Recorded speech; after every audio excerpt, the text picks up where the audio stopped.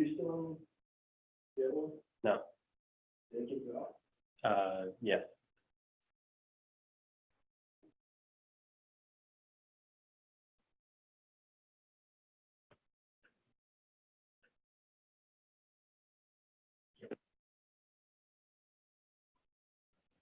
It's the same. But a different room? Well, I just kicked it out.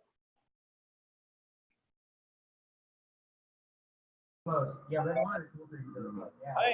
Yeah. Yeah, no, it's definitely. Yeah, so I kind of built off that. And then Revolution Guard.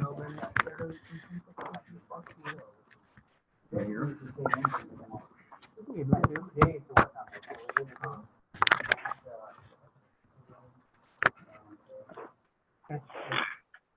So you want? All right. How do I get that back? You have screen share? Full screen the wrong thing? Maybe it's based on who's talking. Yeah. I think it's how you present, it's just kind of. Yeah, West Game. Yeah, or Oregon Trail. Yeah, those kinds of things. So this was the theme of this movie guard was like runners. Every so often it switched like this little mini game. Somehow it got more awkward. I think being ignored by another group of people worked. Yeah. Hello? Hello? I like that. Hey. Hey. Still love you for keeping up right. What's that? Yeah. Nobody say anything. A lot of people right when we try to do that. They like get confused about what you selected. Yeah. So yeah. Okay. This is kind of. I did another one recently. I'm trying to set up the restream right now too, so. Yeah, so that's kind of like a little. All right. Where I kind of started small and focused on graphics. Like I got down so I could like make an audio track with sound. 3 years? 30 minutes or so writing the game in 15 minutes. Testing together. I liked it. Focusing on one tiny idea. And that's one thing. Cool. Not an easy thing. It is not easy. It's like my big problem is I always have like a massive skill problem. I think something is easy. Then a month later I'm like, wow, that's hard. So what have you done? Nice. I'm basically writing game engine. I'm writing a game engine. So what is your interest in game development? I've been developing a game for the past 3 years. I can see that. Yeah. A lot more complicated than I thought it was. Because it used to be like this I'm like 3 months later. Oh, I have now cubes on screen. Good feeling that part. Yeah. So it sounds like neither My really. progress. Not a whole lot. I like to do everything from the bottom up. Because for me, if I'm learning how it works, I mean, it is, but I just like, my research is through graphics. So for me, like, tinkering with equations and formulas, and to me, that's like, I'm not gonna let Unity have all the fun. I'm not educated enough with it to be able to do too much of that. Yeah. For me, it's like, can I take the math equation and Easier to find artists than programmers. Yeah. That's pretty cool. I didn't know that. I used to be interested in 3D art and thought that was going to be like my thing, my specialty, and I was dabbling in programming, and eventually I just wound up in charge of everything, and then like learning about, you know, the overall architecture of it, and I was like, okay, I have to accept that I'm a programmer at this point. A programmer that dabbles in 3D art. But you part of Gamedev company? No, I'm an entrepreneur, sometimes freelancer. Game development is just my passion. It's the thing that gets me out of bed. So we do something all together. We want to do something 2D. I'm going to present this to someone. But basically my background is that I made a little demo, presented it at a conference, and it won an award and went to my head I went through an accelerator program with it, and you know, ramped like a team of 10 people, and then it kind of sputtered out at the point, especially when I was moving, other people were moving, and so that's like. I found when I pulled running gaming, I realized I like basically finding good code there was really hard at times. Something Kind of cool real about entrepreneurship is that really complicated things. having more failed startups behind you, considered having more experience. It's not a bad thing necessarily. I appreciate that. Yeah, Like, this doesn't make any sense. Like, I did the math, like, this is back community cost $1,500, $2,500.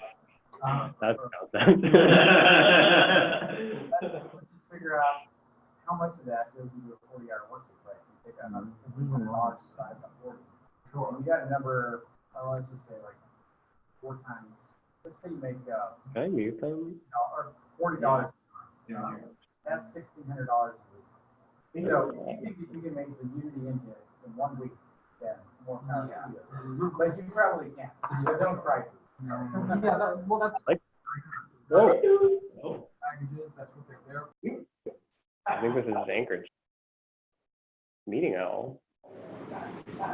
Hey guys. Hi. Hey, Barry. Oh. Wow. Fancy. Hey. All right.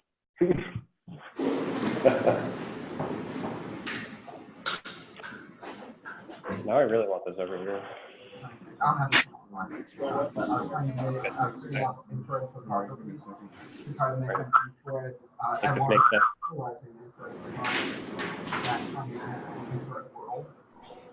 And then also VR. Where you guys at? Okay. That's basically. And VR is fine. What locations are we talking to right now? Like, Well, you got the boardroom here in Anchorage. All right. I can like. I think we got Fairbanks over here, but we can't quite hear them. Yeah. Can't hear me here either.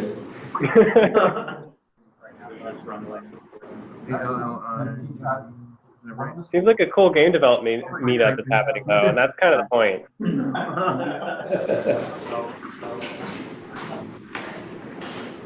It's 11 or 10.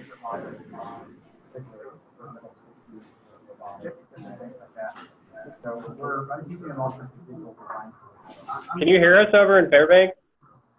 Someone say you can hear us. Yeah, I can hear you. This is really low. Can everyone hear us? Yeah, The mic issue? yeah. I'm trying to figure out why it's so low. You know, I would like to. Okay, Sure. but, that explains. Who knows, like- Okay, I think we're gonna get started.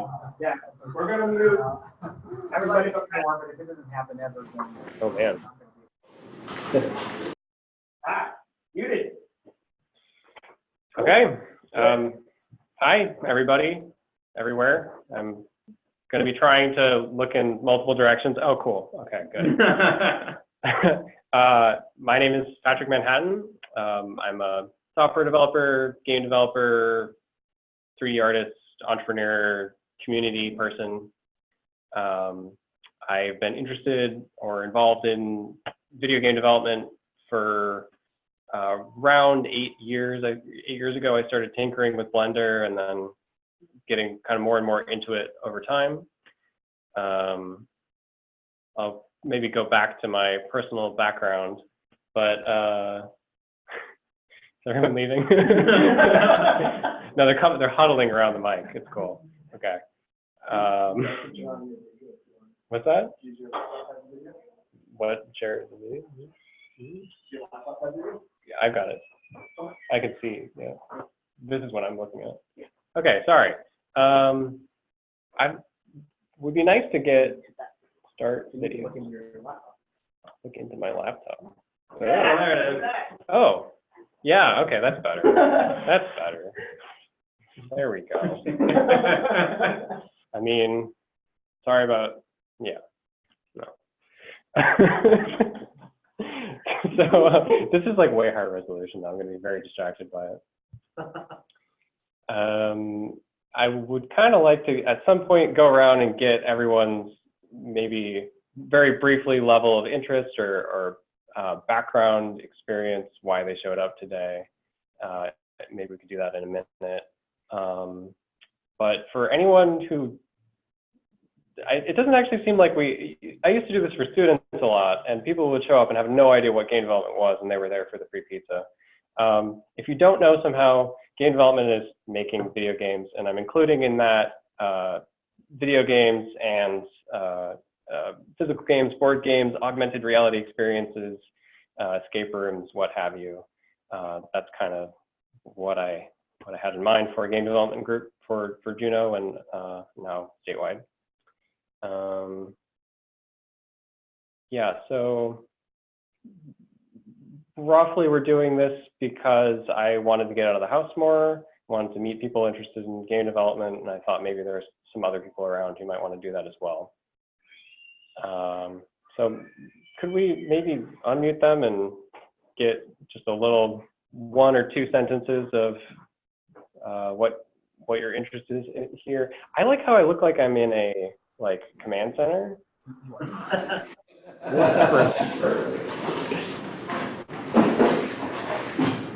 All right, well, I guess I'll start. Hi, everybody. Name's Barrick, and I actually used to run a Gamedev meetup in Anchorage a couple years ago. We'd meet up weekly and work on stuff. I mean, it was a small, tight-knit group of people, but it was pretty cool. Had a lot of fun with that. But what's that? You're hired. You have the qualifications. But yeah, no, I've been into video games since I was 13 and making, slideshow games on a Mac Pro HyperCard. So yeah, that's my background. Oh yeah, next, my name is Jason Brunel. I do Unity C# development. I first started on jailbroken iPhones. That first became a thing. In the hack development that you see back then. So now I do transitioned eventually into Unity. And so now I am self-employed contractor. My main client is a company called Black Box VR, based out of Boise, Idaho, and they do virtual reality fitness. I do the mobile app integration between the services. So I'm using Unity to do stuff very non-game dev-like doing scheduling, game processing, game kind of rewards, achievements, yada yada. My name is Bradley. My commercial work has really just been traditional Android apps, Android Studio and Java, but I've been tinkering in Unity for the last 2 or 3 years. Built some stuff on Google Daydream, mostly centered around VR and AR. So I've got some Daydream assets out there for Unity, and also I've got a Magic Leap dev kit, so I've been playing around with that for a while. My name's Carter, software engineer here in Anchorage. I work remotely, mostly web application development, but I'm sort of interested in video game development on the side and have done a little bit of it in the past. And more than anything, I'm just trying to get back out in the engineering community and not be in my house by myself all the time remotely. So here I am. I thought that would be a relatable experience around here. Yeah, for sure. Is that it for Anchorage? Yeah, I think so. Okay. Maybe we can go clockwise around the state. Does Fairbanks have audio? Yeah, you just have to you gotta get close to the mic. Okay. Do an intro. Yeah. Go ahead. I'll go first. I'm Jonathan Metzger. I'm a professor at UAF, and my background in game dev kind of starts when I was pretty much a little kid with a Commodore VIC-20 with 5 kilobytes of RAM.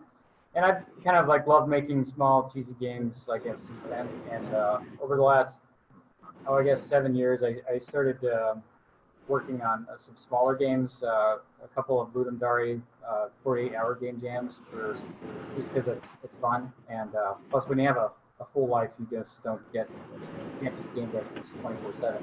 But anyway, I came to the meeting today just to kind of see what the Alliance is all about, and I get plugged into the last game dev.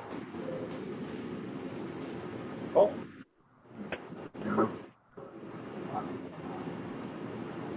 Hi, I'm Yano. I'm basically a businessman. I work in importing and online sales and fulfillment. My interest in video games is graphical largely. I like making textures, working with interesting themes like infrared and doing photography for textures, real world textures, and working through Unity. Thank you.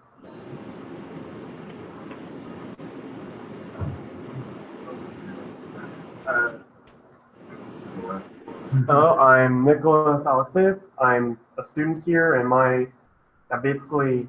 first started doing some game programming on Unity on a old dual core AMD system, and now I do a lot of OpenGL stuff, and I'm trying to get into Vulkan eventually. Cool.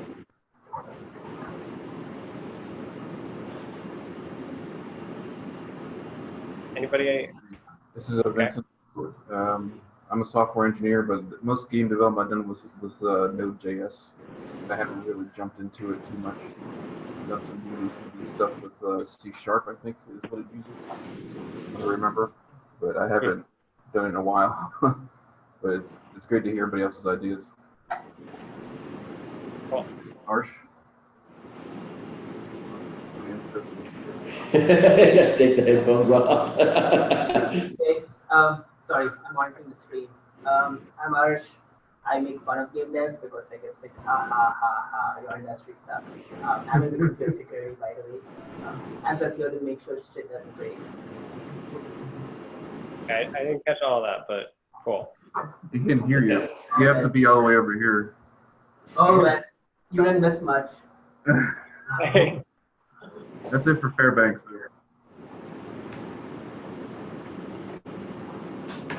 Okay, is that it for Fairbanks? Yeah, that's everybody for Fairbanks.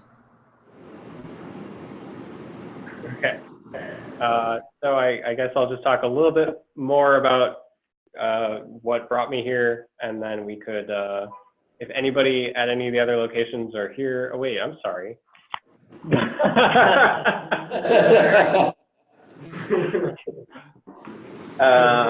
Yeah, I guess I'll start. I'm Ryan. I'm getting my degree in creative writing, and my interest is I've always wanted to be a writer or editor for video games, as far as or as far as storyboarding, editing. So I realized I was really bad at the programming aspect, so decided I would go down a different route. So I always just wanted to be involved in the creative process, work with artists, work with the storyboard, etc. So I figure something like this will help me at least understand the industry a little bit.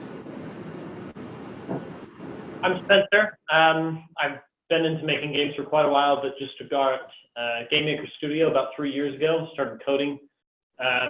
First 2 years were kind of introductory for me. I was learning the IDE and the language. But the past year or so has been really productive, and I'm just a few weeks away from getting a working demo out for people.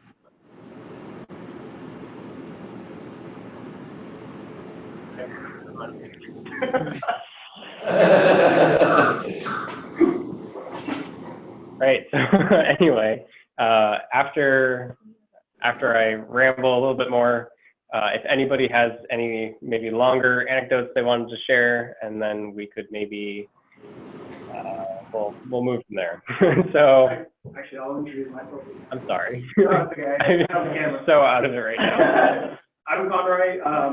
I started doing game development, I guess, when I started programming in middle school, and it was mostly just like number guessers and stuff.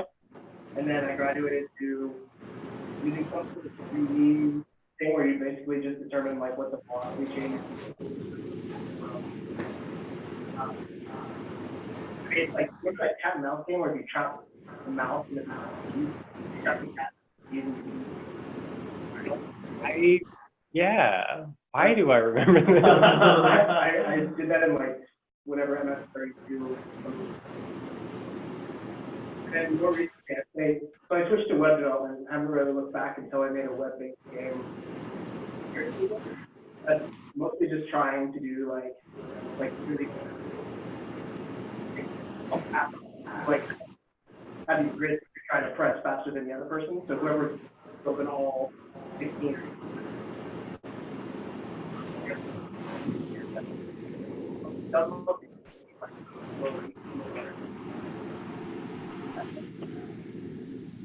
Okay, cool. Actually, that's everyone here. Sorry. I forgot what I've already said because we did local introductions first, but I'm Patrick. I'm interested in game development. It's my passion. It's my thing. I started from a 3D art background, got into programming, and then at some point I moved to Oregon and I made a little demo. I took it to a conference, a third-person shooter called Arc Bruiser. I have some screenshots I might share in a second. And I took it to Indie Game Con in Eugene, and it won Best Single Player Game, and that really like went to my head, and I was like, I need to like make this big thing. And I went through an accelerator program in Corvallis, and at one point we had a team of 10 people working on this little game, and I learned a lot about the concepts at the core of the Mythical Man Month, where basically very little happened as the team was growing and expanding, and that eventually kind of sputtered out, and people went their separate ways. And I've been drawing from those experiences, making game development tools for Unity to kind of try and address some of the bottlenecks that I saw trying to make a game really, really quickly and with a lot of people under pressure. So I think right now, I'm working on level design tools. I've got some, maybe I'll, so I'm sharing my camera. If I switch here,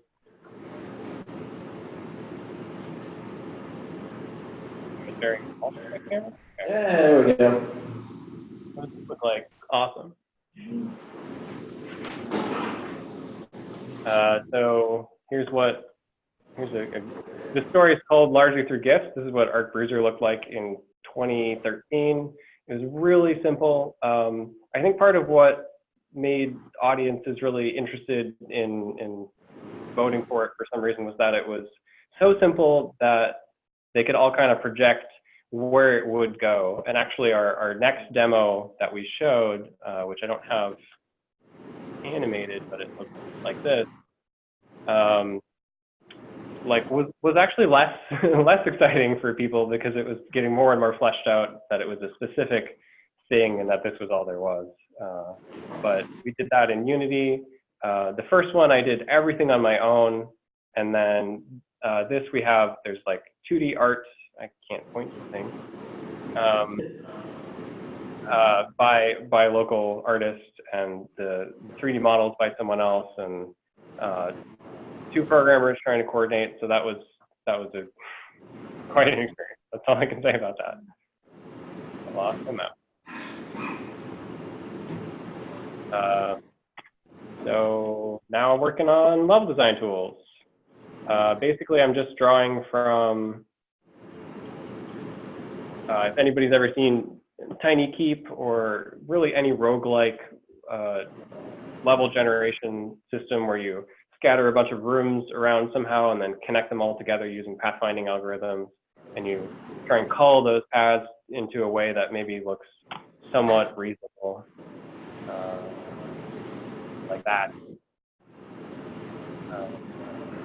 That's something that when I get to the level design phase on any project I'm working on, it like bottoms out. Like the fact that there are such limited tools to do this, I'm always expecting like at least like the quality that you would have gotten in, I don't know, like the Warcraft 3 level editor or something. Like in my mind, that's just like an automatic thing to get for free because it was always there when I was growing up and learning about level design.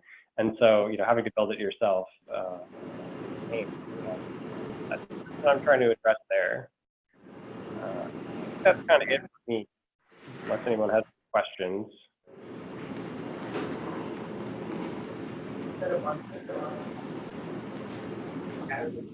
Oh yeah, so I didn't want to talk too much about the algorithm because I'm really invested in it right now. Yeah, it really matter how you place them. I've seen people do it with physics, where like the rooms are physics objects that can't overlap and they get pushed all over the place. But you get a layout of rooms, and then you want to define the relationships between them somehow. And one way of doing that is with a Delange triangulation, where you try and have like kind of a minimum number of connections. So see how this is sort of a I don't know how to describe it. I mean, it's just an algorithm for not connecting the rooms too many times. There's not redundant connections between these rooms. Another thing that you can do once you've already got triangulation is a minimally spanning tree, where there's only one path going through connecting everything, and it's the shortest path possible that touches everything. And you get into a lot of fun topology problems, graph, low-level stuff. Yeah. Then once you've got the relationships, with these blue lines connecting, I want this room to connect to this room. Little tile grid, and like a cell on a grid. You have a pathfinding algorithm between each two rooms that you said you wanted to connect, and rather than traversing the path like you would with an AI agent, you put a hallway or like a hallway tile, a floor tile along that path, and then it makes that like the hallway connecting all of these things together. And this isn't particularly coherent as a level. This is actually kind of the gold standard for roguelikes, and I'd like to get maybe even further beyond this, like semantically, where you can start thinking about the directionality of the level and like the way it, having some sense of flow to it, having there be like gates where there's a one way, you go forward and you can't go backward. That's a very common technique in level design in general that you don't really see in procedurally generated content, procedurally generated levels.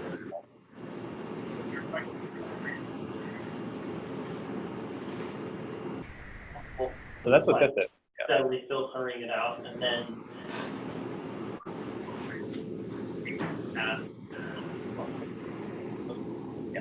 and that's all pretty well-known stuff. Like you can find a whole ton of, there's white papers, plenty of blog posts for how to do that in 2D. And then scaling it up to 3D is a little bit of a pain. Actually, it's a huge pain. It takes a really long time, and you don't get a ton to show for it because it looks exactly the same, but it's in 3D now.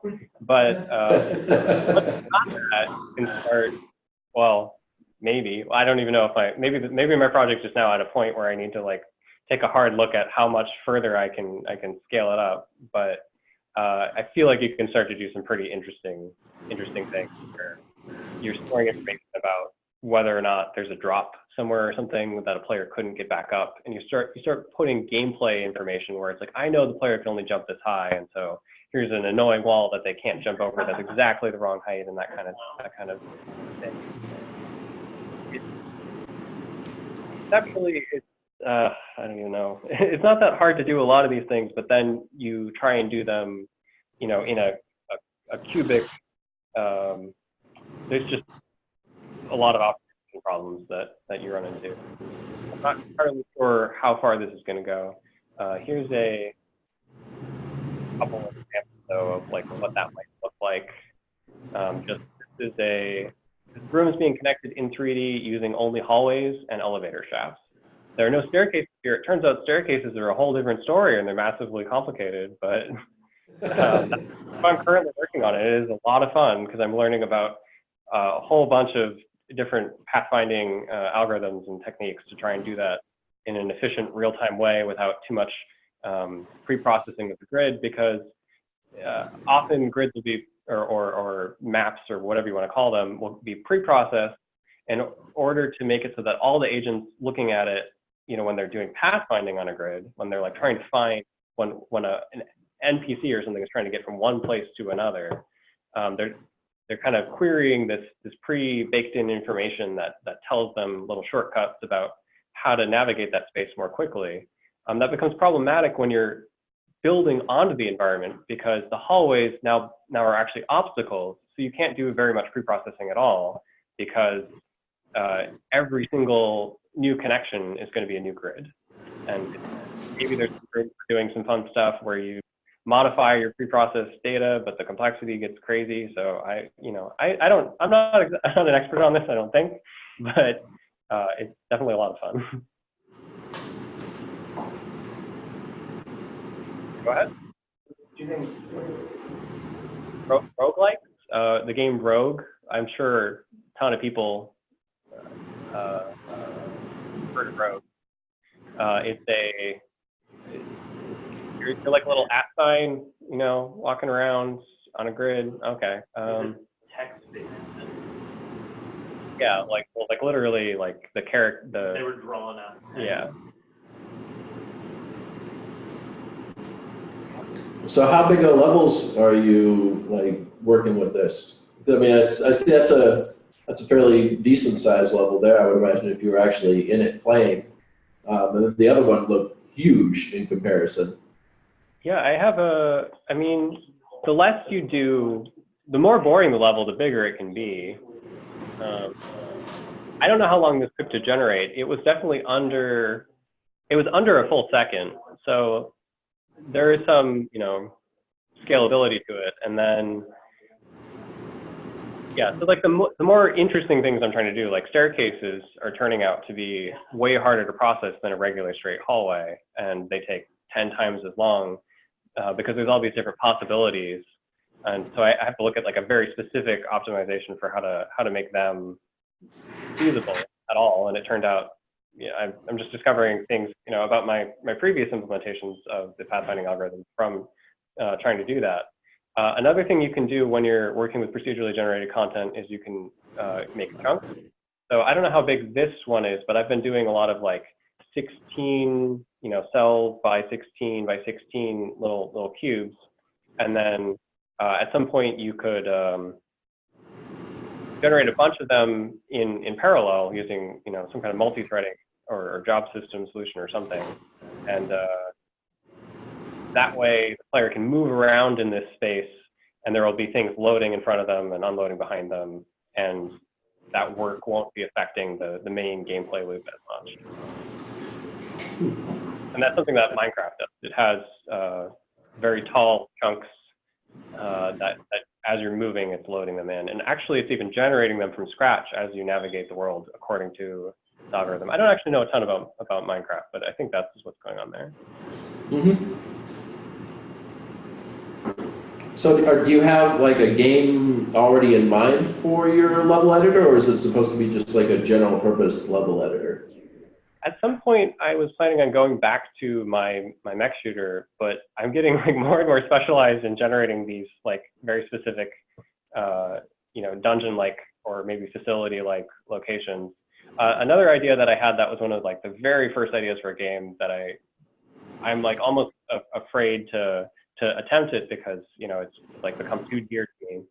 Was to make just a game where you explore like abandoned kind of military bases, and there's all these different locked doors and paths and old maybe like 80s computers or something, and you're doing some kind of silly hacking mini games to try and unlock more and more of this facility. And I think that's something where this procedural generation would be really useful for it, because if you can reason about within your procedural generation system about what order things have to happen in order for a person to get from place to place, like the key here, so therefore conceptually the direction to open a door somewhere else might involve going there first, and that you can abstract that to a different, to a graph or something that, yeah. So it's actually really interesting that you reference Warcraft 3 as the de facto world editor, because that was the first thing that came to mind when I saw you pull this up. So I guess, is that one of those projects where as you get into it, starting to build this in, a different framework like Unity, where you, I don't know, like the complexity of how you could add dynamic rules in that level editor, like that starts to become infeasible when you're dealing with like huge worlds? Yeah, there's a lot of basically like long-term architectural problems that you run into, and you need to think really carefully about how you're thinking about data. And I've only just started to feel like I'm getting comfortable with object-oriented programming and just thinking of everything as an object in a way that makes sense. And sorry for anybody that makes no sense to. But in game development, it turns out that people are like now exploring this whole new thing of like data-oriented or data-oriented programming, where you really just think of, especially with this grid or something, all of these cells are just, they're just entries in an array, and you just sort of put the information down, and then the things that need it read these arrays, maybe like a manager type system or something, and you put them off on different threads and all of this stuff. And I think that's probably where I'll ultimately be going, but I don't even know where to start. And it's not really that much information about there's not that much information about software architecture, like honestly, or game development specific, how to design a system that won't collapse under itself. But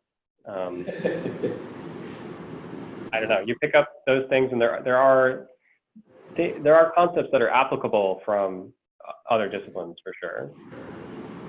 Have you, do you know if there are any resources about the developers and the processes they went through specifically to develop the Warcraft 3 world builder?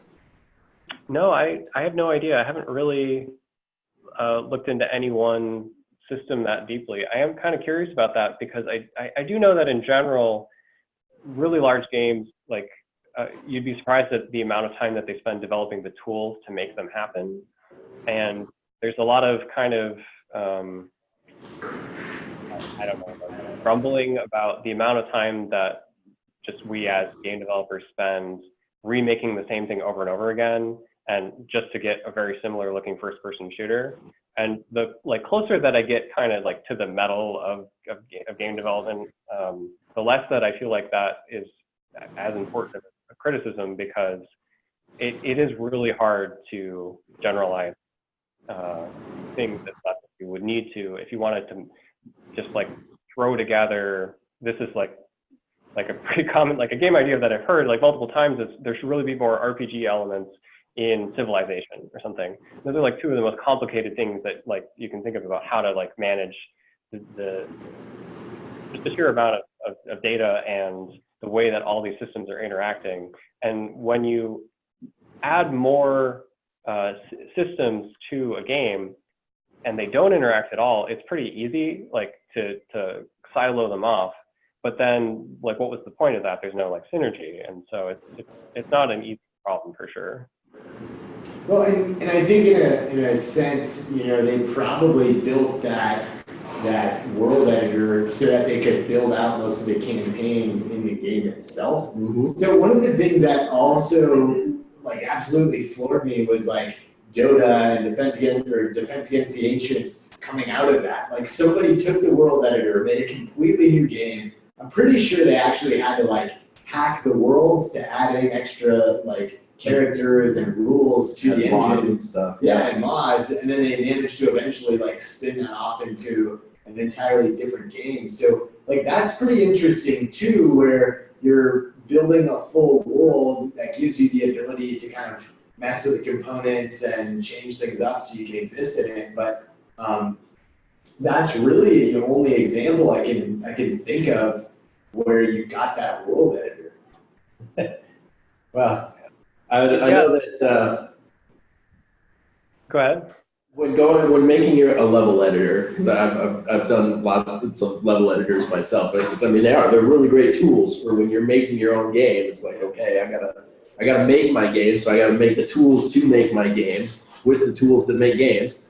And I found that the best level editors that I've either played with, in games, or that I've made myself, are the ones that let me break my game in unexpected ways. and then have that kind of emergent property of like, okay, like the Warcraft thing where somebody took it, just went nuts with it and basically made an entirely new game out of, you know, the Warcraft 3 engine.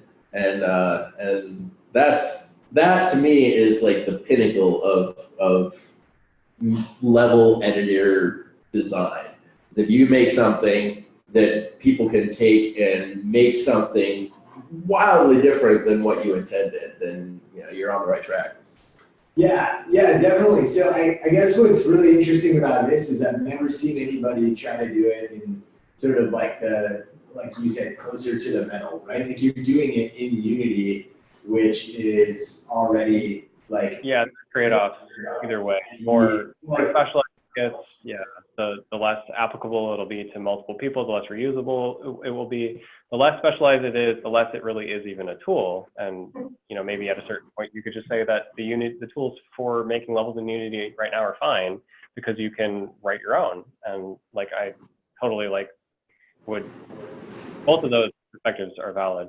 Going back to the thing about Dota and getting really unexpected results from a community using, you know, level editing tools. I think that, I mean, so Warcraft probably what they had done was they really just polished up their internal tools, and that's why they're so powerful, is because they really didn't leave a lot out for people to play with.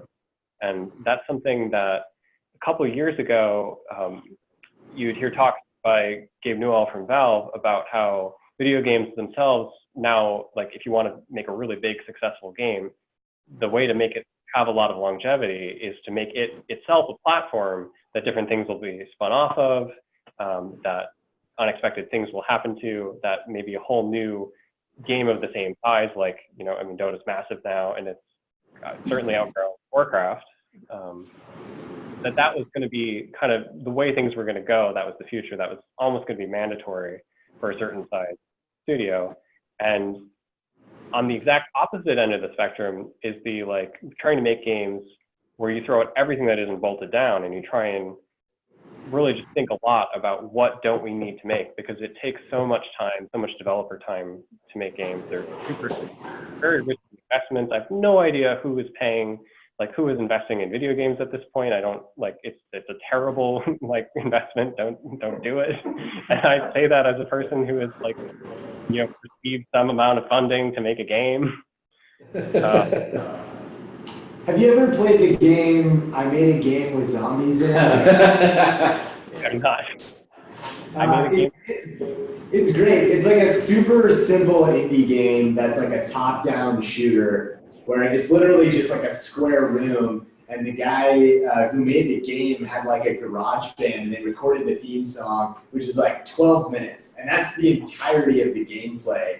But to me, that seems like a perfect example of something that could have been built with like a level editor. So what's interesting about this is like, to me, I think a lot of us got into this world through like playing around with, you know, Warcraft 3's level editors and stuff.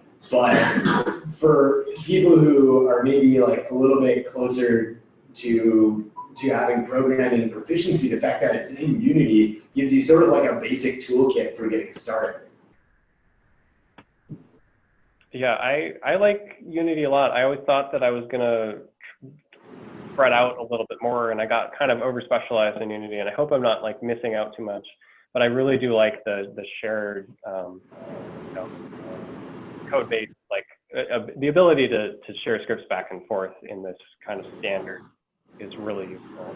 And I would like to see more, you know, on the Unity asset store or just like on GitHub for free, just like more really serious add-ons and expansions to Unity, because I do feel like game development could still be a little bit more modular and a little bit more, less about reinventing the wheel every time.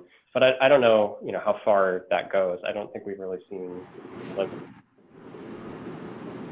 Well, Unity is the perfect engine for that. I mean, it doesn't get any better than Unity as far as modular. You guys should be over in Fairbanks. So I think one good example to this is Vincent, is also looking at games like Path to Exile and Diablo with procedural, like generating maps. I think those are really good examples too, because when you go portals or you're doing, I guess they call them maps in Exile, it's just always random characters, always random stuff that you're going to go into. That's a really good example of how to have a game where people are going to keep coming back, because I think he also has some sort of a YouTube video where the guy that helped create the video game said, how do we make a game that people want to play forever? It gives some good examples too. So I guess now, I don't know, and yeah, now would probably be a good time to see if anybody else has any more in-depth project they wanted to talk about or share with everyone else. Well, I think, well, I've got a project that actually fits right in line with what we're talking about. I'll switch over to my own screen share here so you can see here. Thanks for sharing, Patrick. Yes, thank you, Patrick. That was excellent. Yeah. All right, let's get in here.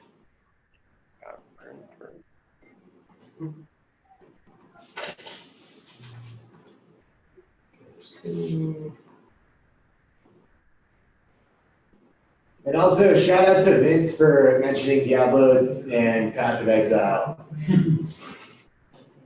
Right. No problem. Okay. You guys see my screen okay? No? Slide that over to him. I should have started up here. Is it working? Yeah, I think so. All right. You guys see okay? Yeah. All right, cool. Let me fire up the video again so you guys can see. Oh, wait. Fighting with competing menus here. I don't want you. I want something else. Leave me alone. Come on. There it goes. Start video. There we go. Okay. So, a couple of years ago, I participated in a 48-hour game jam. It was around October-ish. It was a horror game jam. And it was based on just alternative horror ideas. So I worked with a couple other people. We did just online collaboration. I think one of them was in Europe, one of them was down in the States somewhere. And the three of us came up with this cool game. I'll just fire it up here. Called Lost Tomb. And Lost Tomb is it's a procedurally generated.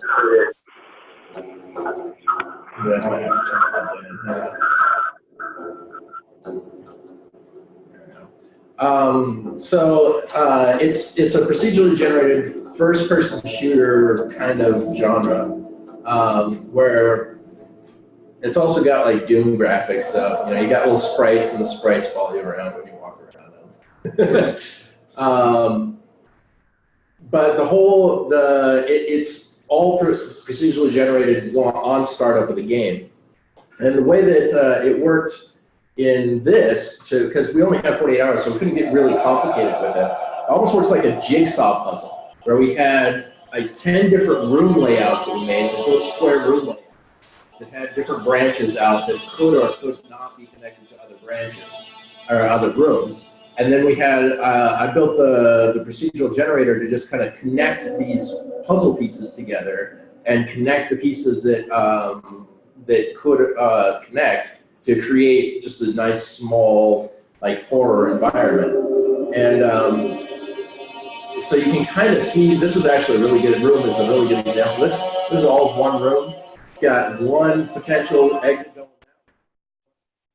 going that way, going that way, and depending on where the system dropped the other puzzle pieces and what pieces it randomly chose, it would either connect or it wouldn't connect.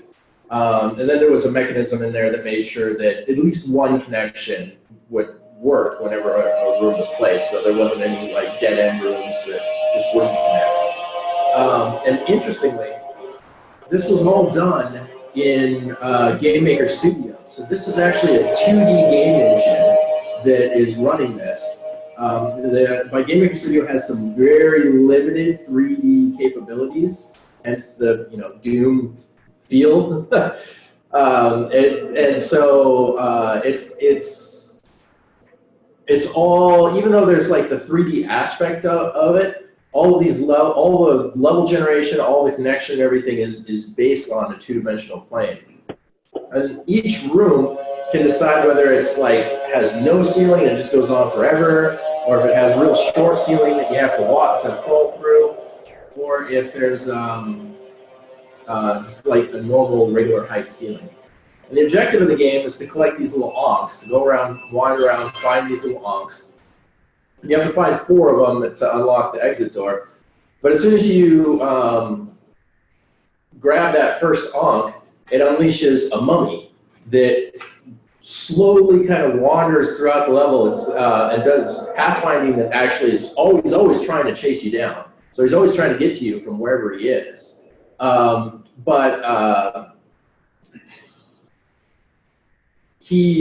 see, I want to see if I can find him. I hear him. Where is he?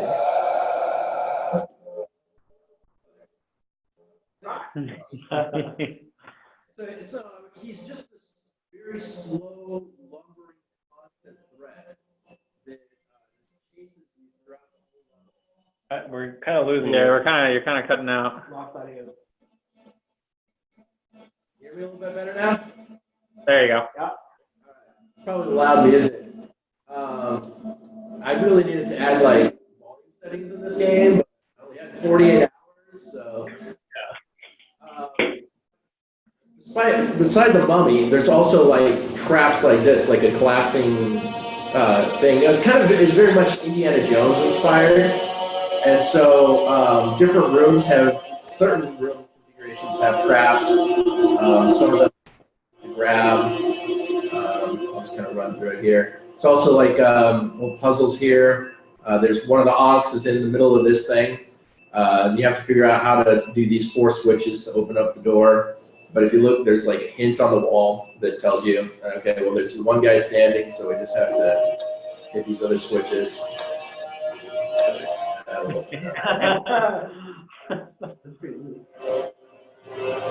And then, I don't know where the mummy is. So you can sprint, but you kind of have to be careful because the mummy can be like right around the corner. When I was debugging this and testing stuff, there was one time that I forgot that I left the mummy on. So I was like wandering around trying to like make sure that all the rooms were connected right, and like he just came around a corner and scared the crap out of me. So yeah, I mean, it's something a lot very similar to what you were talking about. I'll just exit out of it real quick.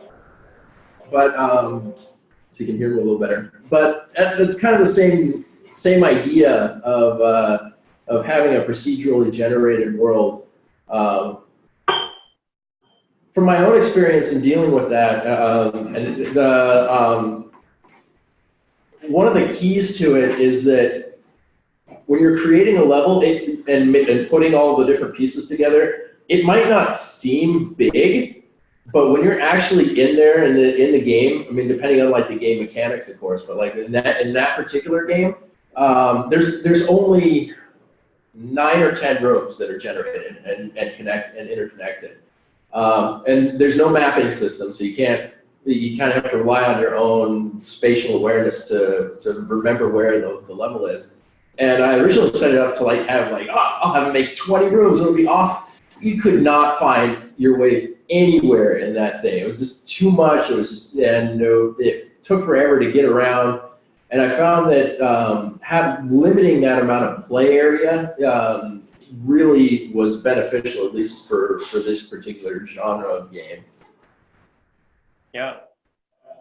It's a problem when you're doing, I think, any kind of level design that like God's eye view is enough. You don't spend enough time looking at it like that. You'll make really interesting shapes that like to a player where it's like, I don't really care that it looks like a clock or something if you look at it from above. They never do it, they never figure it out. So. Novelty apps are not that great. So yeah, that's one of the things that I thought should probably be mentioned to anybody who's interested in video games and making them and putting them out there is there's 2 really awesome indie distribution websites that are extremely popular. I mean, like YouTubers will mine any new game that comes through one of those 2 websites and make like, you know, Let's Plays of it and all that kind of stuff. I've had quite a few people play that game, and it's a lot of fun to watch people play it. And that is GameJolt and itch.io. And both of those are really awesome resources for distributing your game. They let you set up your own page. It's all, you can put it out there for free. You can put your games out there for like a pay what you want kind of thing, or you can set it to a particular like price point. What was that first one again? GameJolt, GameJolt. Thanks. And so, and I'll pop my profile up here so you can kind of see what I swear to God, these menus, I'm gonna. All right, so,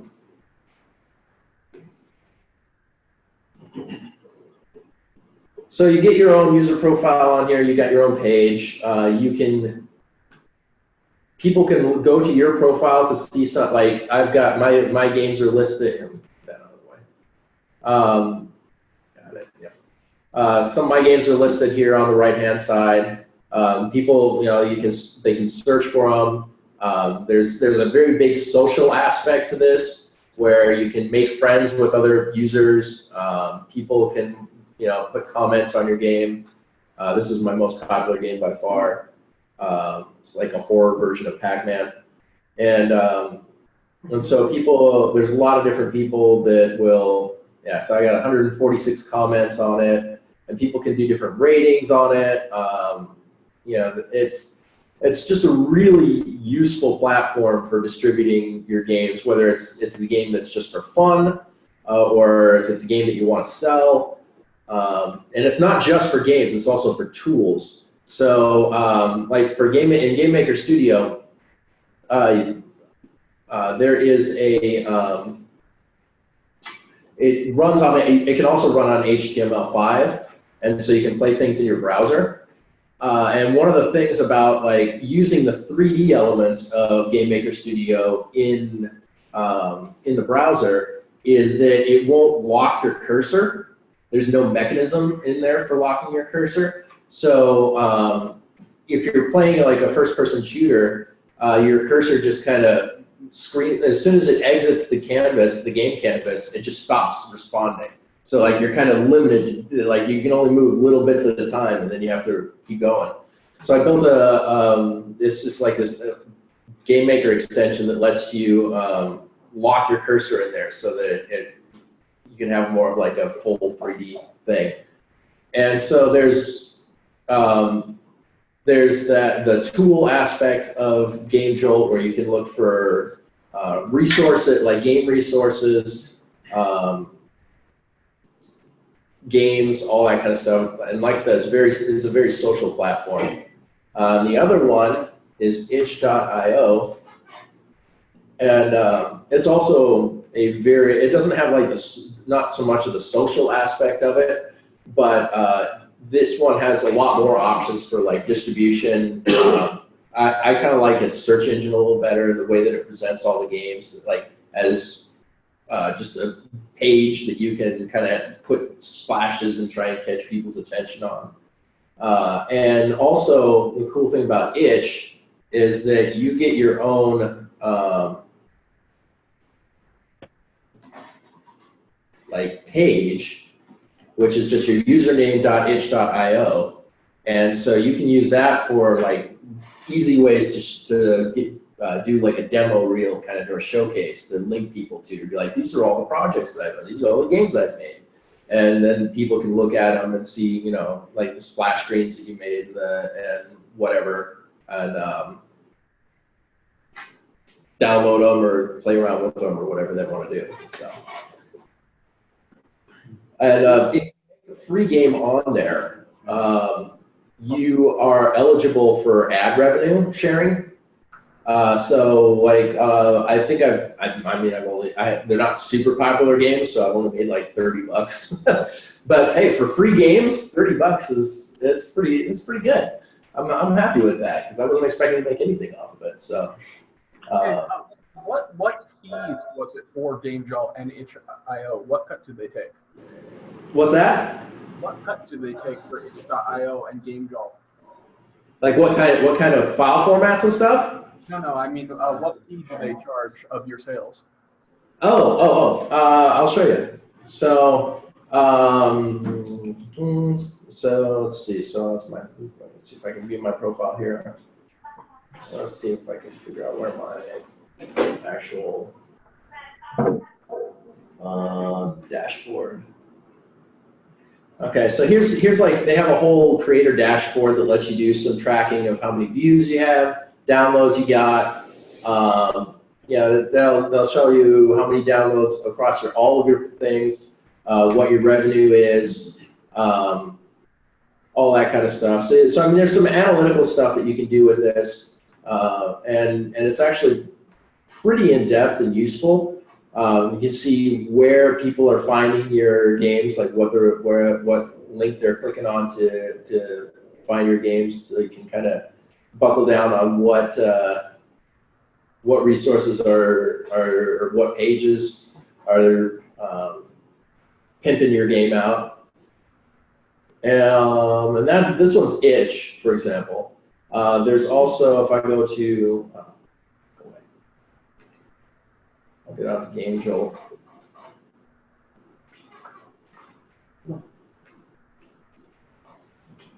And take a look at that one. Let's see.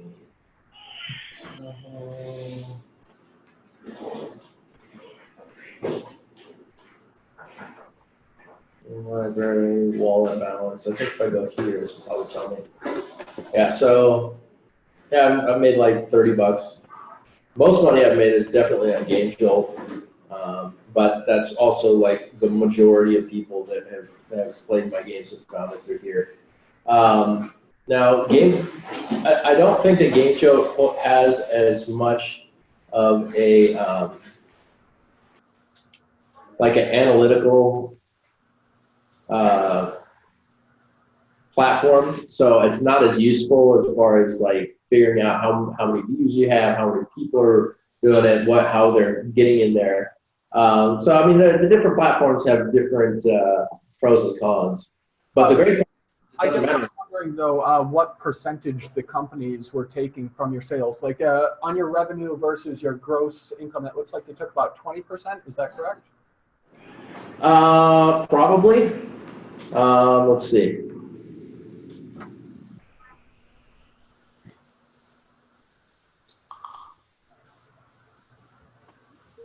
See if it says anything in here. I'm not sure what exactly the payment thing is. It's changed since I first set this up. So I would have to, I mean, it's been years since I've published anything on this, and it was like 2015 was when I last published a game on one of these websites. But I know that they don't take a large chunk. I was actually really happy. I was surprised to see that they're really trying to promote and assist like the whole indie environment and community to be able to be a platform for putting their games out there and not taking like a massive chunk out like Steam or one of those does. And you know, Steam's a lot more curated too. Like these are very much wide open. You can put whatever crap you come up with on these things and charge whatever you want for it, and you know, it's up to the users to decide whether they want to buy into it or not. Whereas there's a whole, you know, green light process and with Steam and all that it's a lot more complicated to get your game out onto Steam. And a lot of the developers actually use itch and GameJolt as like a jumpstart platform for putting their game on Steam. So there's a lot of games that like they'll put the game or a demo of the game on itch or Windows and say, hey, here's our Steam Greenlight link. If you like this game, help us out. And that'll help, funnel and get the word out about the game and funnel people into Steam's Greenlight system so that they can get on their platform, which is pretty cool. Yeah. So I had a question. Actually, not about this, the Switch. Could you speak up a bit? We can't really hear you.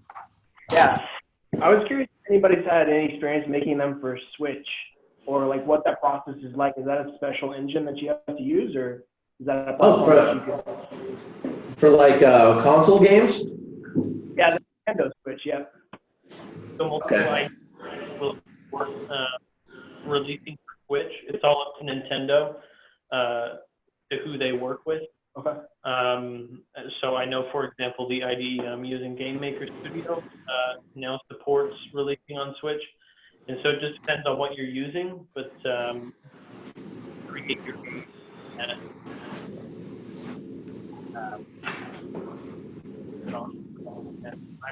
I haven't really done Switch, so I don't know the process for releasing specifically on the Nintendo Store, but there is. Yeah, a lot of it depends on the engine too. Like you're saying, Game Maker Studio can export to a couple of consoles. Unity can, I think, export to all of the consoles, pretty much anything. And I know a few years ago, one of the guys up here in Alaska made a game through Unity that got onto the Xbox Live Arcade, and he talked a little bit about what the heck was that? I forgot what the name of that game was. It was actually a really cool game. I put a game on Xbox Live. Oh yeah. Not sure. This one's to somebody else. I can't remember the list. I built a game for somebody built it. He used some Polymer. I think the life was buying it. So I took the game. That's it. That was the one I was thinking of. Yeah. Okay. And I bought it with Xbox One. Xbox One times.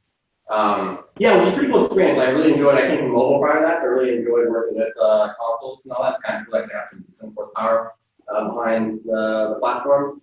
I will say certification requirements for any particular console are crazy complicated.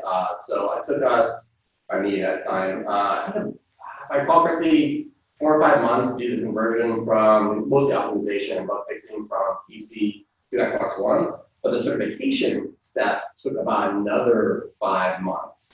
And so that's like just this constant iteration of you submit the game to Microsoft and they say, oh, well, it has this problem, or you need to implement achievements, or you need to integrate with the sandbox server, or you need to integrate with the saving source system, or it doesn't meet this compliance issue, or just checklist that's like 200 items long. Just insane amount of stuff. I've heard Microsoft and Xbox actually is not terribly bad, and then PlayStation was slightly harder. Nintendo is by far the hardest. Nintendo is extremely particular with certification requirements. So the same game, a different team handled the conversion to Nintendo Switch, but my understanding from almost a year of working with Nintendo to actually get the game released on Nintendo Switch. They're crazy detailed about all of their certification type stuff. It's pretty fun. I used to think Apple was not crazy, right? Apple would take a whole week sometimes to recruit your build list to be happy. Compared to the console. If the original question was actually about kind of interoperability, Unity goes to everything, Game Maker has some stuff. The Unity side of stuff, like getting a game to run on console built on PC is actually pretty quick. I got that happening in like 2-3 days. But the cool thing about consoles, you can optimize for one specific hardware set. And once you spend time doing that, that can take a month or two, right? So you're taking all your shaders and code and trying to make it run at 100 frames per second.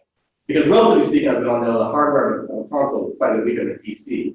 But the one hardware set you can optimize to. That's why games are fast on Xbox, because they just one hardware. Optimized specifically for this hardware, so you don't have to have that general out. Yeah, take this crappy CPU and this crappy GPU and just like optimize the heck out of that configuration. That's how you feel I used to do playtesting for Activision Blizzard briefly, and like a quarter, they had a huge team. The way that they did it was they just paid a bunch of kids $7 an hour to sit in a basement, and it was like 100 people across in this one location in Minnesota, and about a quarter of them were for, I can't remember what it was called, but it was like they specialized in, I think it was client things with those rules for the certification for Xbox, for PlayStation. We had a separate department for Nintendo entirely. That they were like another site, different set of for that. There's a lot of things about like how you could turning off the machine and stuff, and how it responds to pressing the button, things like that. The developers have to make that happen. So there's like continuity of experience, and they're very curious about. And I think that used to be much not really a lot of like predictability for how easy it'll be for developers to get a game onto the platform. I think it's not in that clear of a sense of like where indie development is, whether or not it's .io very like broad thing, or if it's artsy or trying to think of Free, which was like a huge phenomenon, also would have wanted.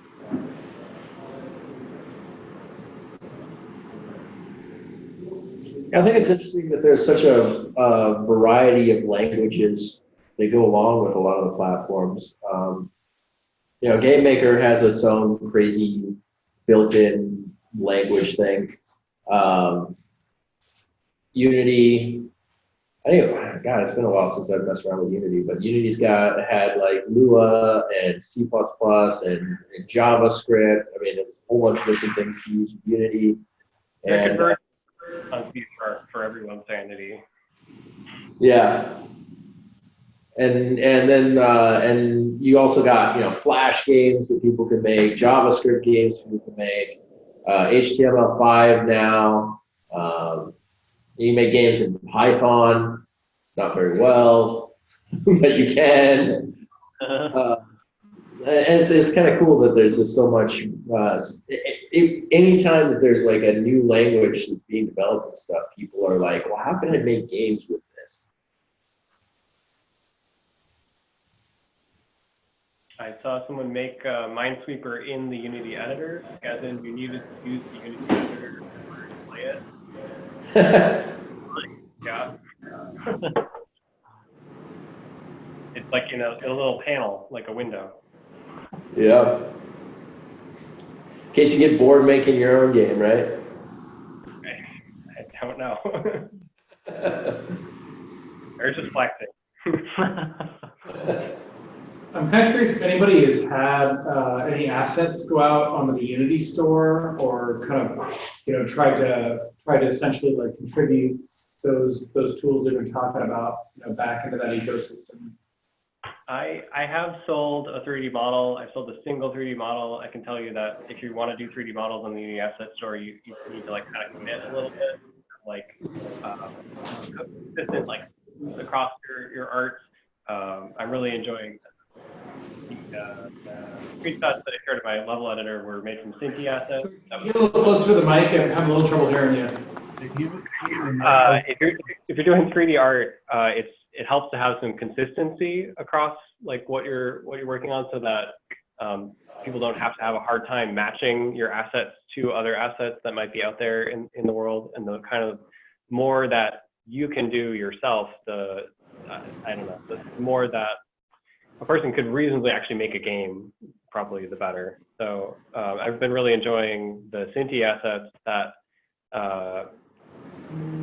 the levels that I was showing you were like, I didn't do any of that art, not that there's very much art there, but they had this polygon dungeon asset that was already grid based, and helped me think about like what are people, what are developers, and especially maybe hobbyists who might be buying these pre-made kits, expecting a level editor to be able to interact with, and like how the doorways work and all of these things.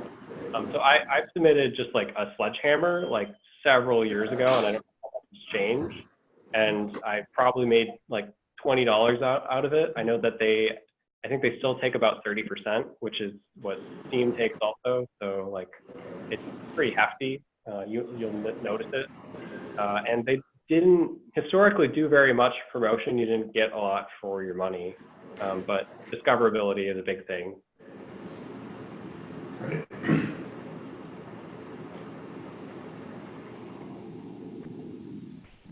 Well, it's one thing that you were talking about there about the Unity Asset Store is the clashing of art styles that is so prevalent all throughout that whole thing. You can find the perfect little like spaceship thing, you know, asset pack, and then trying to get other parts of a spaceship to mesh into that. It's very difficult. Yeah, it's been several years since I actually like heard people really talking concretely about what kind of money they were making on the asset store. But I know that the guy who made not Terrain Composer, Gaia, I think, yeah, which is like kind of the go-to terrain add-on for Unity, you know, for making landscape type stuff. I know that he's still doing it, and that his kind of company has sort of taken on some other smaller projects. I don't think it's like super profitable, but like it's not like he immediately, you know, quit doing it. There's also Odin Inspector, which is an add-on to make it easier to modify the Unity editor. They've got a team of, I think it's like 4, and they're like chugging along, and they like get on the front page pretty frequently. So it's not a huge space, but if you know that you have a problem that every other Unity user has, and you can kind of get like your little Discord channel to promote you, there seems to be a space that a person can exist in. Some people make pretty good money on the Asset Store. Many years ago, I was at the Gamedev conference, and Unity was trying to get people interested in the Asset Store, and they kind of gave a list of the top 10 kind of revenue figures for that people were pulling in. And by far the highest at the time was Engui. He was making $1 million per year in revenue. But it fell off pretty steeply from there, but there were, I want to say like over 100 people making over 100,000 a year off of I've never heard that Engui figure. That's crazy, but that makes sense because that guy, yeah. Because back then, Unity UI, and there was no good solution whatsoever. No built-in good solution for Unity for user interface type stuff. And yeah, he was just raping it in. But there's lots of other companies or entities in software. If you solve a really important problem that Unity hasn't yet, you can definitely make some decent revenue. Could make a living easily. Find that missing niche. Yeah, you know, wise person was told me in the middle of Gold Rush, whether it's like the App Store or any other big thing coming up, you should make in the middle of Gold Rush, you should make the pitchforks, not searching for gold, right? If you're searching for gold, usually go bankrupt. The people making any big access to actually dig for gold and make the money. So the Asset Store is kind of that opportunity. Yeah. Someone at a meetup said that exact thing to me. That's apparently just an Alaskan way of looking at this.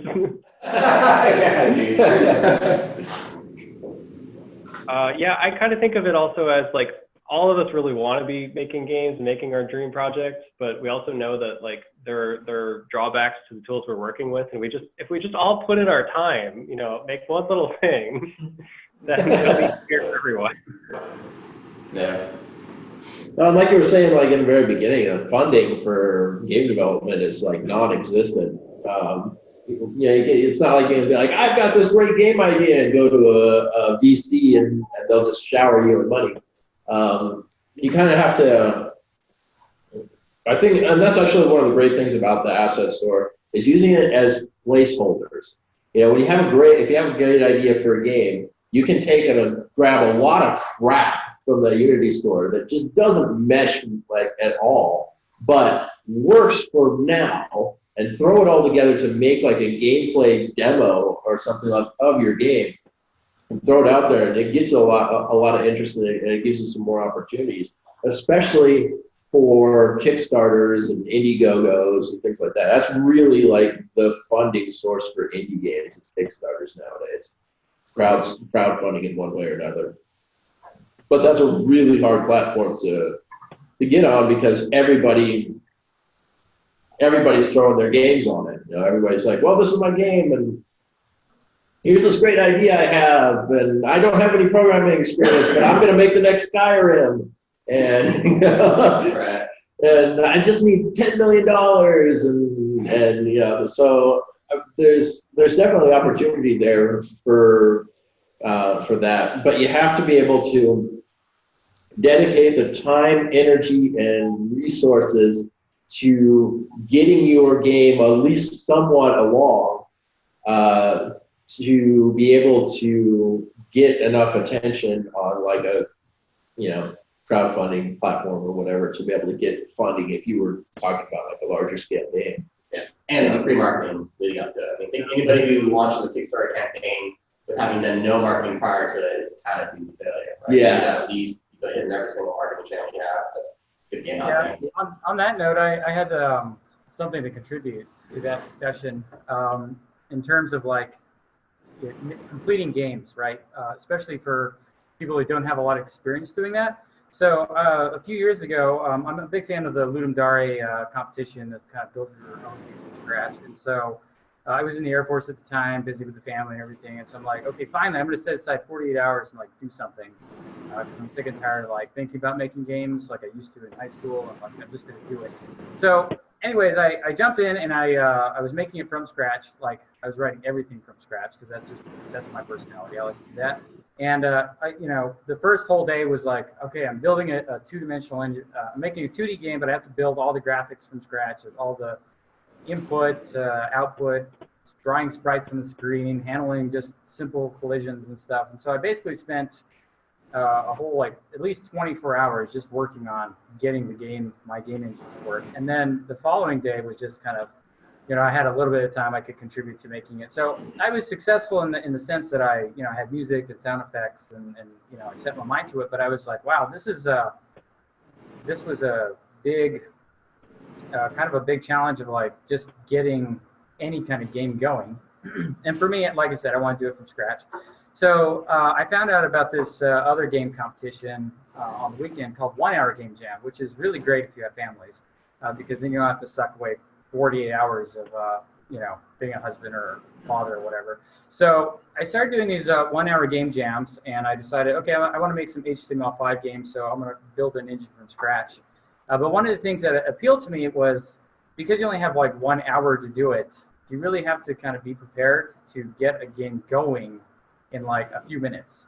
And so what I did was I wrote this little HTML5 engine, and they, just like Ludum Dare, they announce the theme right when the hour starts, and so then that's your inspiration for doing a game. And of course, you want to finish it. And the other nice thing about it is, just like Ludum Dare, you can have those weeks afterwards where you provide feedback to other people's games, and they give you feedback on yours.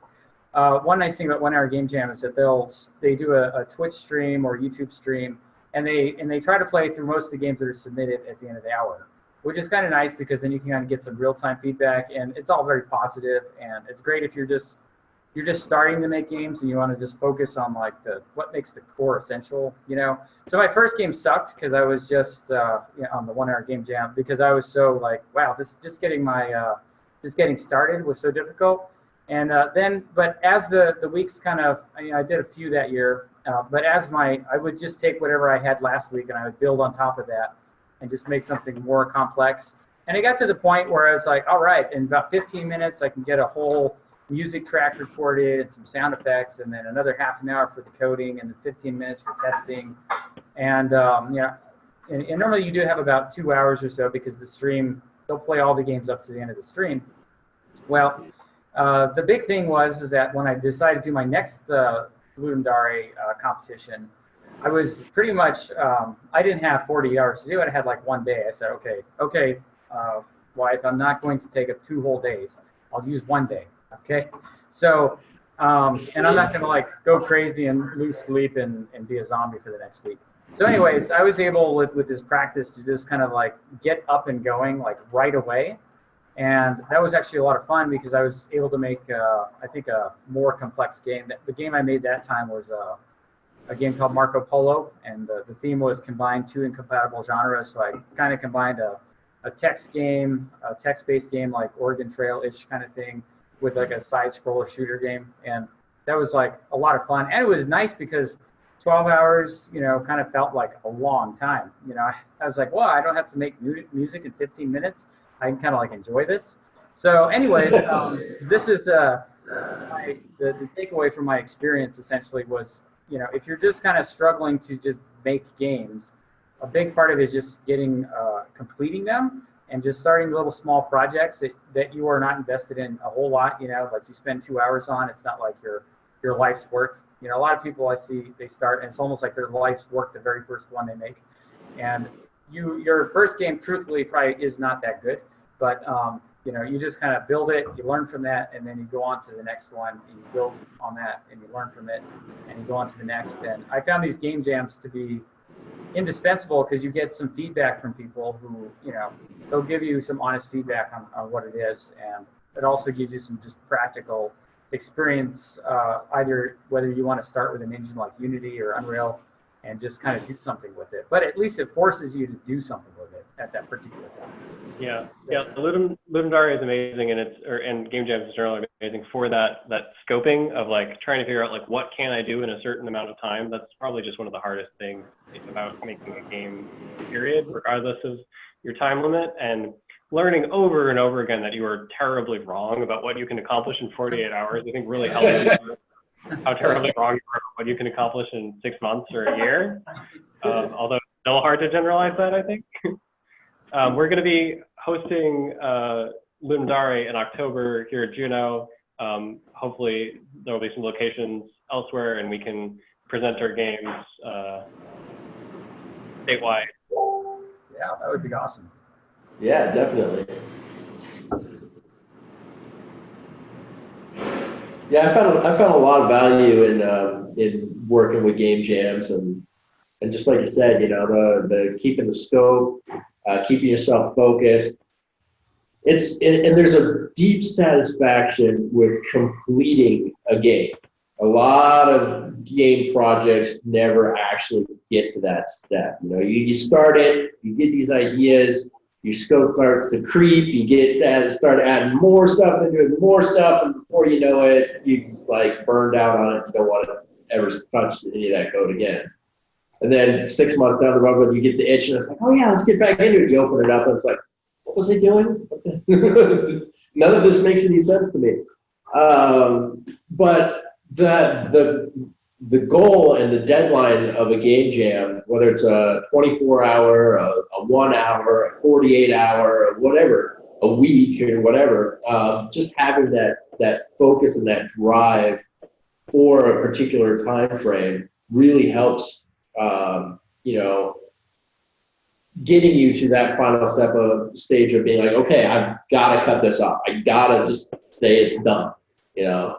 And you can always go back after the game jam is done if you're like really into your idea and you're like, okay, I could only do this much with it, but within this time frame. But now it's done. But I really want to take and run with this idea, make more, expand on it, do more stuff with it. And, you know, that's great. You can do that. And, you know, there's nothing saying that your game jam game is once you're done with it, those 48 hours or whatever, then you can never touch it again or expand on it. So I think there's a lot of utility in that. And also there's just so much community with all of these game jams. There's a ton of game jams that are hosted on both Itch and GameJolt, where the whole community gets together for a particular theme or a particular time frame or whatever it is. And a whole bunch of people get in there, and like there's a whole game jam website that just for that particular game jam. So you can see all the games that there were, you can provide feedback and all that stuff. I mean, game jam wise, those two websites are really, really awesome for that. And Twitter is all about game jams, and game development in general. There's huge indie game community on Twitter. If you're on Twitter, there's all kinds of you know, game jam, anything that you can just search up hashtag Gamedev. And then you just get flooded with really cool stuff. And there's some really interesting people that, you know, are into the same kind of thing. So it's pretty awesome. Yeah, and I will add too that some of the larger game jams, like whether it's like 7-day roguelike or one game in a month or Ludum Dare 48 hours, you can also use that as a way of testing your, like, do I really want to work in the game industry? So I would say that if, you know, you don't have to work 48 hours like straight. You know, if you wanted to, you could just say, how much can I get done 8 hours each day? Like if this was like a regular job, and then is that actually fun? You know, and then if you want the AAA experience, then you could actually go 48 hours straight. Decide if that's really for you or not. But I think it's good to pace yourself. You know, don't go in there and think, well, I don't have time for a 48-hour one. Sometimes it's just like an excuse not to do it. Just say, well, okay, I got 8 hours. What can I do in 8 hours? And that it helps you to learn project management skills, like, because nobody's just going to give you an unlimited budget, unlimited time to do anything. A lot of times it's like, okay, you have 8 hours. Show me what you have at the end of the day. And so that's something to keep in mind. Just because it says it's 48 hours or 7 days doesn't mean you have to like literally spend every waking hour working on those. You can scope it out smaller if you want to. But the most important part is it teaches you to finish. Kind of working my own side project, I've never done a game jam, but I found that a lot of times with programming, it's a lot more helpful for me just to go to sleep and have to figure out next morning that, oh, it was that easy, versus spending their hours just staring at the code, not figuring something out, and just tearing my hair out and just burning myself out many times. Yeah, time management. That's definitely something you learn real quick in game jams, and how useful like naps are, and sleeping in general. I mean, you could stay up all 48 hours, but you're probably better off just taking it in chunks, like you were saying, and just have like, okay, I'm gonna dedicate 8, 12 hours today, then go do something else, and then come back to it the next day, do some more, and you figure out what your limits are. Because I mean, there's a couple game jams that I participated in where I was just like, all right, I'm gonna just cram through, I'm gonna do the whole thing, and the games kind of turned out compared to ones where I took, had that kind of broken up and took some rest and took a break and went and did something else and came back to it. It kind of cleared my head, kind of thing. So there's a lot of lessons that game jams will teach you. And it's one of those that's like, it's a no risk investment, right? You throw some hours into it. If you finish your game, great. If you don't, well, oh well. Nobody's gonna fire you. So. Patrick, do you want to talk about the last items on the last experience? Yeah, so actually I'm like like increasingly less sure what just going forward, what we want from this group. It might be good to get feedback also. I think we kind of discussed previously at another more general meeting locally that there's some interest in just having communities at the different locations. There's potentially some potential for doing some kind of workshops or classes or something. Kind of that can sometimes bring in especially like college students and people who are maybe on the fence about I don't know, their interest or their involvement. It can be kind of like a good on-ramp. I don't think we really have a concrete plan for that. And then Ludum Dare in October is kind of the one certain milestone, I guess.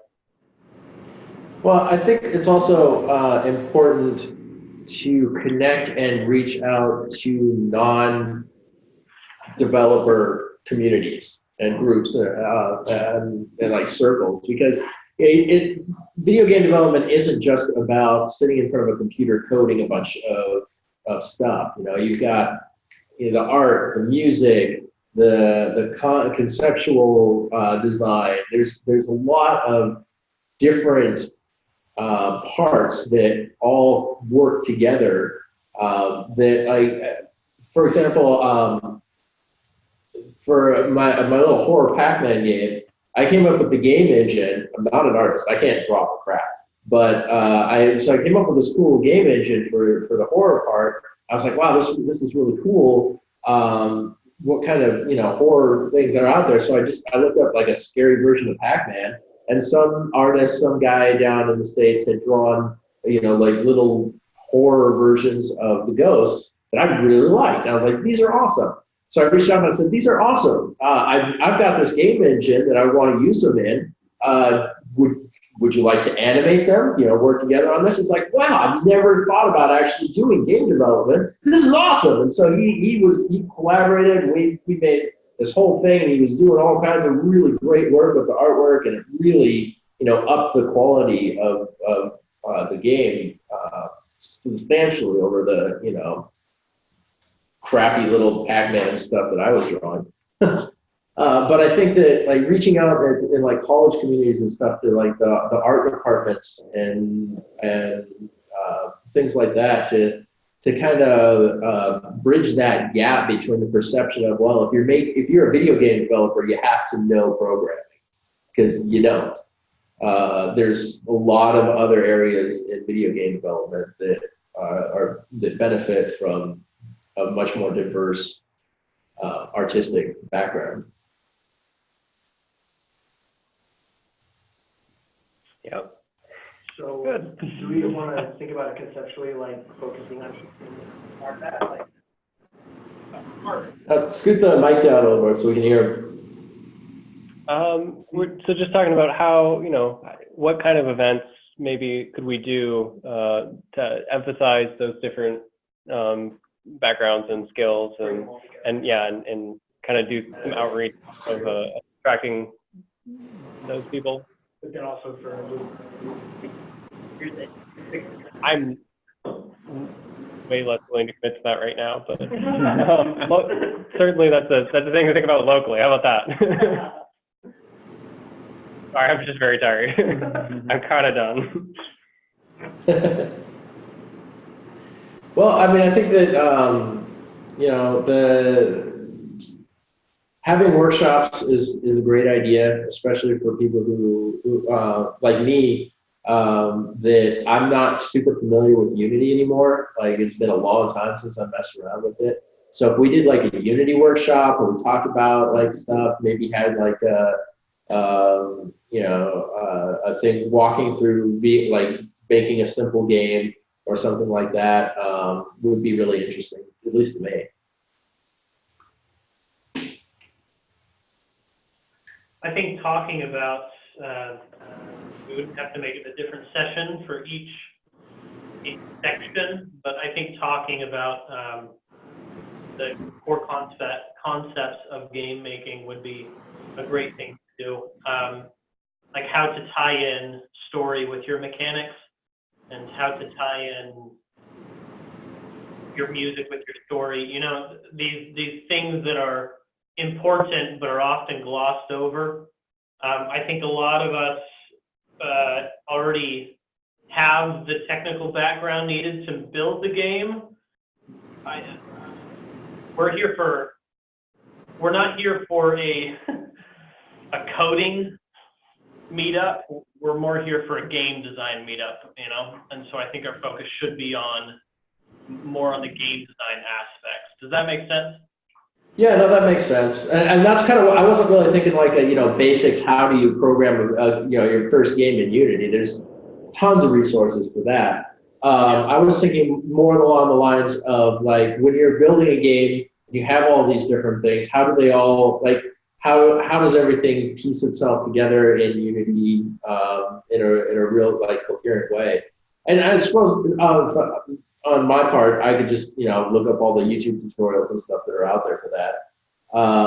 But so maybe not so much about specific tools, but yeah, more like the concepts behind the different things, like you were saying, it would be better. Yeah, and when you have a person who has some familiarity or background with the thing that they're doing like a workshop on or whatever, it's just really useful to have them right there and to be able to ask a very specific question that sometimes it can really slow you down when you're trying to follow YouTube videos or tutorials and you just hit some block that wastes a lot of time.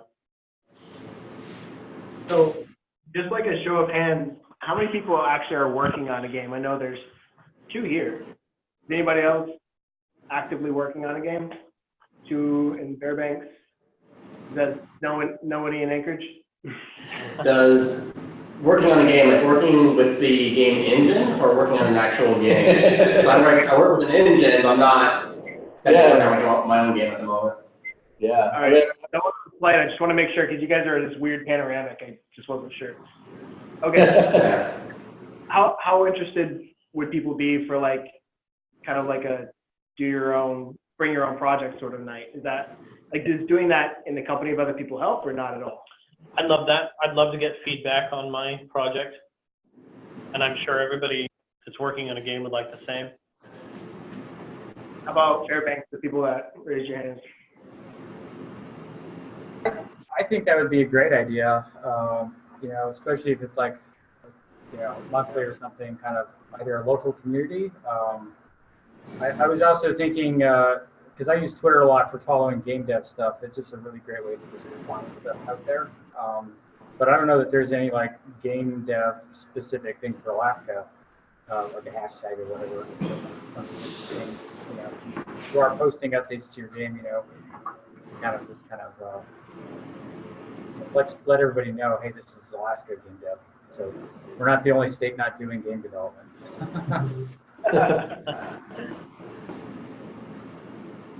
Yeah, I think it's a good idea. I'm just kind of concerned it might be kind of hard to actually share the games with the build systems they have and all that. Partner wants someone has Unity, I'm using my own engine that I rolled, which is hard to compile. Yeah, I guess it's always just a screen share too. Yeah.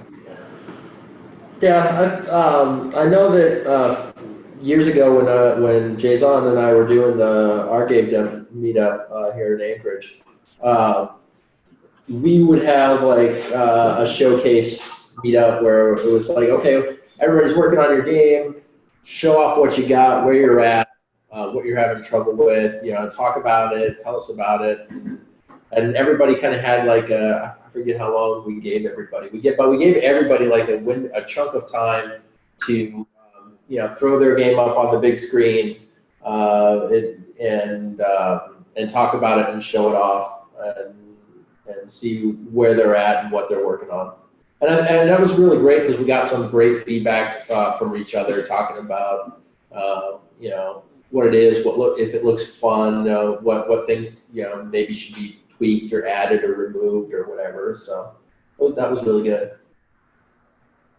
It was also something to inspire to, like knowing that there was a showcase coming up was almost like its own little like game dev, game jam deadline. So you'd be like, okay, I've got like 2 weeks until our showcase meetup. I gotta slam out some code, get some stuff put together here to make my game look decent, so I have something to show off. So. Yeah, I've had that exact experience, and I completely forgot about it. I didn't even remember that was like part of what I was looking for. Yeah. The panic monster. Makes it sound less good. No, it's very helpful. Okay, well, I need to get some sleep. I think we've pretty much covered everything. If you guys want to chat, among yourselves or whatever, Yeah, by the time we can go. But yeah, so there's that Slack channel. I'm assuming everybody knows about it, but in the AK Dev Alliance, there's the Gamedev channel. And so we can keep talking about what we should do next. Who wants to demo? If you have something, you have a question, throw that in there. And then, I don't know if Jeff, if you're still in Anchorage, you're there? Yeah, I think Jeff took off. Yeah. Cool, but just figuring out like how often to have these, because I know there's like the main AK Dev meetup, and then there's going to be some other kind of subgroups. We don't want people to burn out either of just too many meetups. So. Yeah. I think it's just this one this month. I don't. Let me talk to Jeff. But I think we just have one this month instead of the whole main one. I think we have something probably later on this month with that lady from Mapbox, or is it Mapbox? Yeah. Mapbox. There was a Mapbox meetup a little later in the month. Yeah. Cool. There's gonna be another one this month, and then there should be another one next month. Awesome. We might take a break, I think, over the winter break or something like that, or Christmas time. I think so, yeah. From like Thanksgiving to New Year's. Yeah. Cool. Well, thanks everybody for showing up and contributing, and Thanks for putting it together. Really cool. Everybody's working on cool stuff, and it sounds like there's a lot more stuff to still show and to talk about. So that's really promising. I'm really surprised at how many people are here. That's actually during last huge amount. So. Thank you. Thanks y'all. Have a good evening. Enjoy the sunlight. See you next time. Yes. Bye. Cool.